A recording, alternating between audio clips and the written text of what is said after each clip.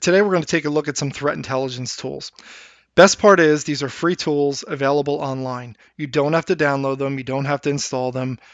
Some of them have account options. You can create accounts for additional features, but you don't have to have an account for any of these. So I'm going to blow through them. I'm not going to spend too much time on them because each of these could really be an entire video in its own, or for some of them, an entire series in its own.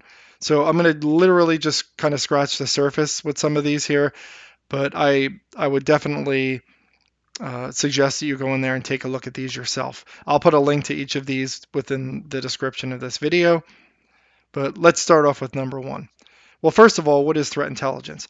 Threat intelligence, really what it all boils down to is gaining information about potential adversaries or known adversaries and their TTPs, their techniques, tactics, and procedures that they use. So one of the biggest threat intelligence buzzwords out there is MITRE. If you're in security, unless you've lived under a rock, you've no doubt heard of the term MITRE or the MITRE ATT&CK framework. There's a lot in here, and there are multiple frameworks. There's an AI framework, there's a defense framework. I'm just going to take a look at the MITRE ATT&CK framework. I'm going to show you an extremely arbitrary example or a couple of examples of how you can use this. I'm not going to dig too deep into this. This is one of the tools that, as I said, could really be a series on its own. So I would recommend going in here and checking this out. There's a lot of information to be had in here. Although before I start, just know none of this is gospel. This is not the one and only end all be all resource for defense and hacking and how these adversaries operate. This is a repository of information that's continuously gathered throughout the industry and built upon, but not every tactic, technique, and that hackers use is going to be in here. This would obviously be foolish for a hacker. They know this is out there. They're not going to adhere to a blueprint that they know their defenders have in their hands. They're going to try to go work around this and do things you wouldn't expect that aren't in here. So although this, I guess the best way I could say is this kind of shows how these groups have worked in the past. But these groups are ever evolving, always trying to find new strategies and ways to obfuscate themselves. So, as you know, although this can be extremely handy and help you beef up your defenses, again, this is not the end all be all. Don't just look at MITRE and build your defense based on this and think you've got everything covered and that you know every adversary and how they operate, because you will be dead wrong. But this will give you a good starting point. So that said, let's start off. So as you can see here, we've got all kinds of tactics. We've got reconnaissance, initial access, credential access, defense evasion, lateral movement, and then multiple techniques within. I mean, look at this, defense evasion. There are 43 techniques, and there are more than that, right? These are just what's known in MITRE. Just like a vulnerability scanner, EDR, antivirus, this is only as good as what's known. Everything unknown, think of it's like the 0 day. So that's why I said don't solely rely on this. That's like solely relying on antivirus without updating it. So anyway, that said, initial access. Let's use this as an example. So when we have these gray boxes, there are sub techniques. So we've got spear phishing with attachments, links, via service, via voice. And as I said, when I mentioned this isn't the end all be all, phishing itself, I mean, there's vishing, there's whaling, which, going after the big fish, quote unquote, CIOs, CEOs. So that's not listed here, but this is specifically listing spear phishing. But that's just an example of what I'm saying, that this isn't all encompassing. But let's go to supply chain. So we've got a couple of, sub techniques in here. Let's look at compromising software supply chain. So what this does is it gives us a brief example, and we can click on one of the other sub techniques from here if we want. It tells us when this entry was created, when it was modified, what groups, the ones that start with G's or groups, are known to use these techniques, what software uses these techniques, mitigations for this type of technique, and ways to detect this type of technique. So this could be really handy in bolstering your defenses.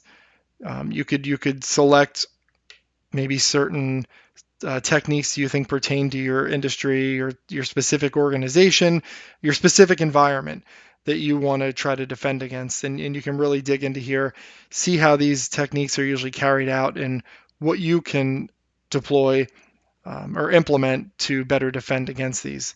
So that's one good way of using this. You can use it for training. You can work your way from reconnaissance all the way through exfiltration and impact, and select some of these techniques along the way, and build like a training knowledge repository of how somebody would start off from active scanning to firmware corruption. So yeah, it can be really helpful in multiple ways. So another thing, a really handy thing with MITRE is if you go into CTI groups, and this is where it really helps in specific industries. So let's say that I work in the pharma industry. I'm going to search for pharma, and I have 4 results. Again, I'm going to keep going back to this when I said this is not the end all be all. Of all these groups in here, that does not in any way, shape, or form mean that none of these other groups will attack pharma. This is just the known information in MITRE. These are the groups that are known to target pharma companies. There are tons of other adversaries out there, both individuals and groups that may not be known that would target pharma. So I don't want you to get the wrong information here and think, oh, there's only 4 threats to pharmaceutical. No, not how it works. But in terms of what MITRE has in its repository, there are 4 known groups that tend to attack pharma companies. So let's say we're going to focus on Ember Bear. We want to assume we're doing a threat hunt, let's say, right? We're using Splunk. Usually with a threat hunt, you work off of an indicator of compromise, an IOC. So we see something in the network that indicates or is indicative of the Ember Bear hacking group or hacking organization, however you want to say it. We would then start hunting using other associated techniques used by Ember Bear, trying to determine whether or not this is the adversary we're up against. We could also go via the other way with hypothesis-based threat hunting, saying we know Ember Bear tends to target pharma companies, so we're going to look at the techniques they tend to use, and we're going to hunt for these techniques in our environment. I'll use a very arbitrary example. They use PowerShell to download and execute malicious code. I know from the offensive end of security and from firsthand experience, if you're using PowerShell, you're using the PowerShell invoke web request module. So I'm going to go in Splunk and I'm going to look for anywhere where PowerShell used invoke web request, and that's going to be suspicious to me if I find it within my environment. Could be benign. It could be somebody from SOC or an admin pulling a file down. Just maybe they scripted it, scripted the download and execution of a file for whatever reason. Doesn't always mean it's malicious, but I hope you understand what I mean here, that this is giving us something to go off of, knowing that this organization targets our industry. And that same goes for all these other techniques they use and the software. This shows the software that they're known to use. Again, I'm sure they use other software and other techniques. And PowerShell, the invoke web request, I can guarantee you every one of those groups that we saw back here use that. It's a very common way to download files onto a Windows system. So that particular technique would not be indicative of Ember Bear. You would have to dig a little bit more to know who you're up against. But that was just an arbitrary example of how this would be used, and I hope it's helpful. So that said, one other thing we could do here, well, lots of other things, but one more thing we're going to do is we're going to go back into Ember Bear, and I'm going to point out this navigator layers. So we could download the layer and we can upload it to the navigator ourselves, and we can make changes and build our own navigator. That's an entirely different topic, but we're just going to view directly the navigator layer. So before I click it, what this is going to do is it's going to take all of the techniques used by EmberBear. It's going to put them into that navigator window we saw earlier, and it's going to literally provide a blueprint. Literally, it's going to highlight all the techniques and tactics that EmberBear uses. It's going to highlight them in blue. So it's going to show us that big picture, but easily be able to, make it easy for us to determine which specific techniques are used by EmberBear. So we can kind of cut out the noise. So here you go.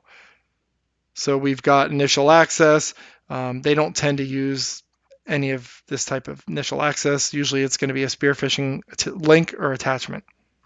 Again, hackers want to keep you on your toes. They know this exists. They're not going to follow a blueprint and give you the answers. They are likely to switch things up and use other techniques. That is definitely a big possibility. So again, that's why this can't be the end all be all. But hopefully this provides at least some information on how to use this. And hey, let's move on to the next tool. All right, next up is VirusTotal. So this is a great tool. This has several uses. What you could search for specific URLs, IP addresses, domains, or file hashes, and determine whether or not they have been flagged as malicious. So let me show you what that looks like. I'm going to say I have a firewall log here, and I've got some IPs scanning my public network, my public IP. So let's take a look at some of these IPs and see, or one of them in particular, and let's see if this is a known or malicious IP or if it's flagged as suspicious, let's say. We're going to put here and enter. And yeah, so 11 out of 94 security vendors have flagged this as a malicious IP. We've got 2 that say it's suspicious, and then you have a bunch here that some unrated and a bunch that say it's clean. So the fact that it just comes up as malicious with any of them is a red flag. So we can click through here and get more detail about this IP. We get some WHOIS information, relations, anywhere, relations to this IP address. So that's all well and good, but let's go back and I'm going to show you another use for this. So what I'm going to do here, and I'm on my Kali machine because I've got a bunch of executables here that I'm going to upload that executable that I know is malicious. And here it is. So 24 of 72 vendors in this case found this executable to be malicious. They're finding it to be a Trojan. You've got a bunch that didn't see anything wrong with the executable, and some big names too. Trend Micro, Symantec, Kaspersky, Panda, yeah. So let's dig into details. So details, this is going to give you your hash information. So we've got the MD5 hash, the SHA hash, creation information. You've got your sections for the executable. If this were a packed executable, you could tell that here in the sections. If it was packed, it would normally be trying to obfuscate the file.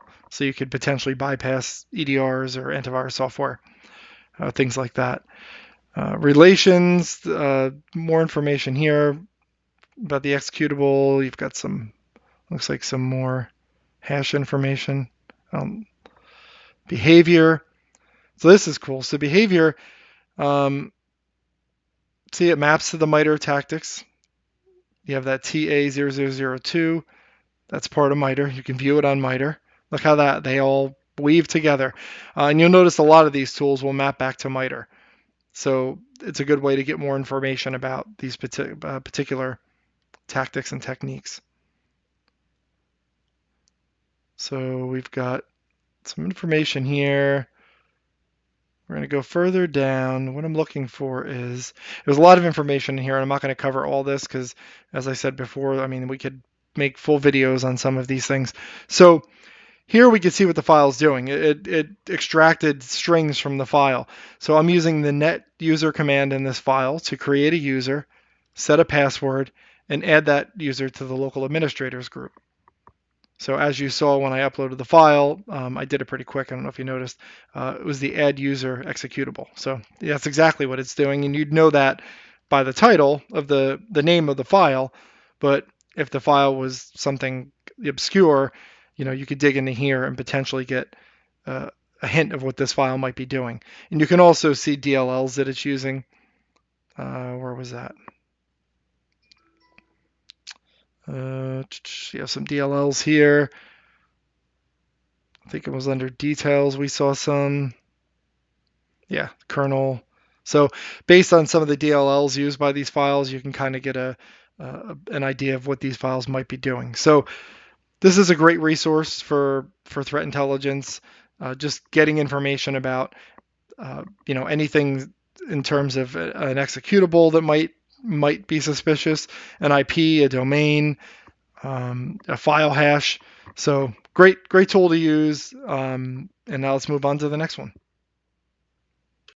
All right, now let's take a look at Cisco Talos. So similar to VirusTotal, you can search for a URL or based on a URL, IP address, file hash, domain owner, and you can get a little more information about those particular indicators. So let's say, again, we're going to use the scenario where I have this IP in my firewall log that seems a little suspicious. So I could search Talos and get a little more information about it. There's not a whole lot here for this particular IP address. Obviously, every IP will be different. But the one thing to note is the web reputation. It's untrusted. So this is an untrusted IP. So this is another really good tool to have in your arsenal for threat intelligence. And again, what's best? It's free. Next up is Alien Vault OTX, or Open Threat Exchange. This is a community-driven threat intelligence feed.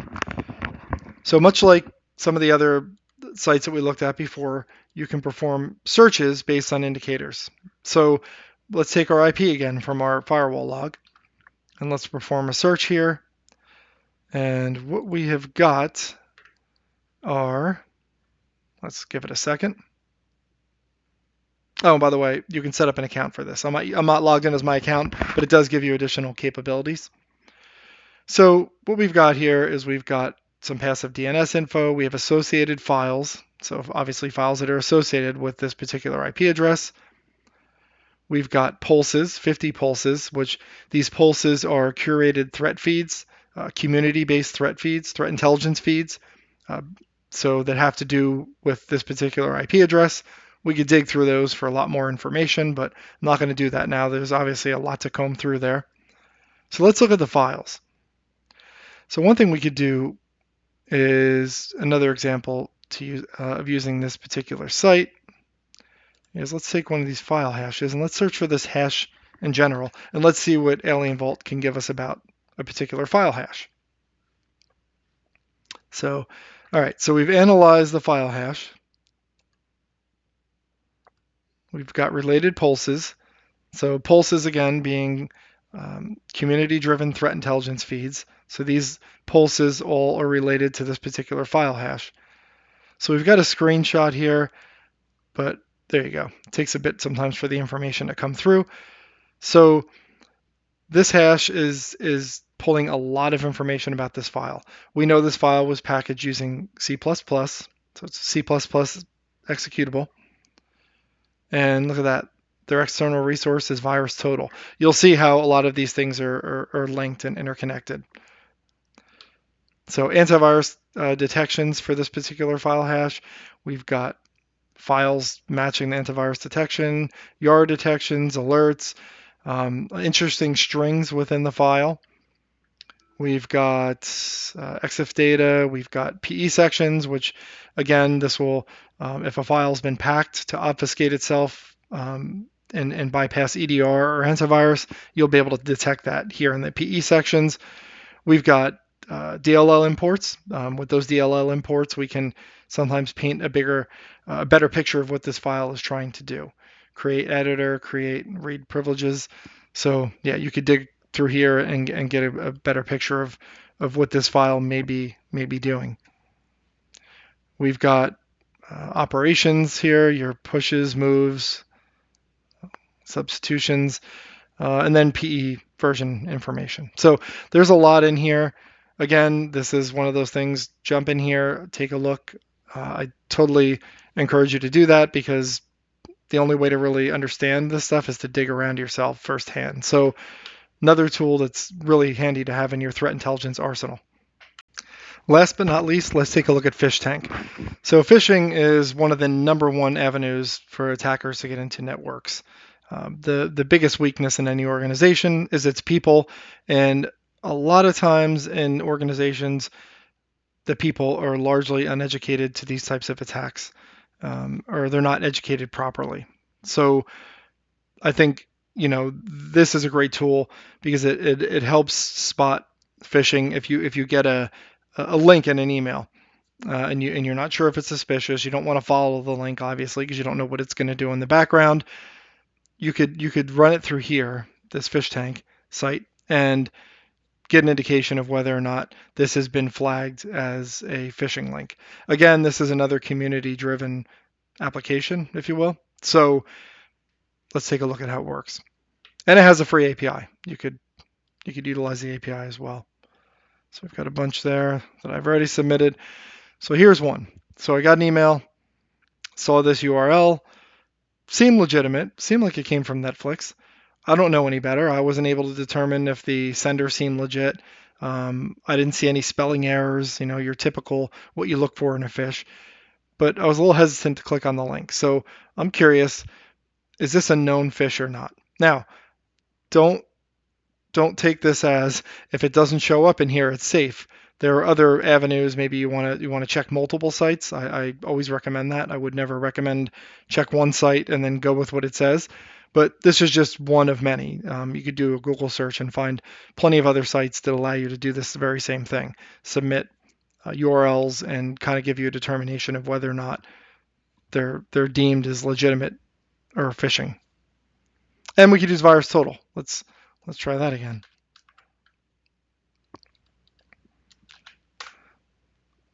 Let's see if VirusTotal finds it. VirusTotal didn't. I mean, Fortinet caught it as spam. So, and this is why you have to use these tools in conjunction. So it's not necessarily a malicious URL.